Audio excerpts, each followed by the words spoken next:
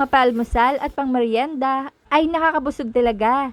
Ang loob ang ganda. Pili na lang kayo sa dalawa kung alin dyan ang gagayahin nyo.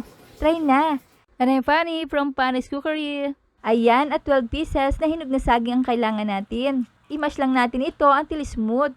At maglalagay tayo ng 3 medium eggs na tama lang sa reseping ito. Pagkatapos ay magtakal tayo ng 1½ cups evaporated creamer at magtakal ng 1 cup canola oil. Ilagay ang 1 cup brown sugar. Haluin lang natin dahil maglalagay pa tayo ng 3/4 cup of white sugar. Pagkatapos ay isip lang natin dito ang flour. 1 at a time lang ang paglalagay.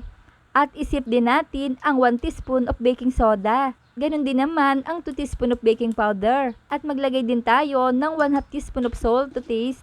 Mix lang natin until combined. Tapos i-grease lang natin ito with butter. At ayan, 4½ cups of banana mixture ito. Lagyan ng chocolate chips sa ibabaw at for the second recipe, lagyan ng 1 tablespoon of cocoa powder. I-mix lang natin until just combined.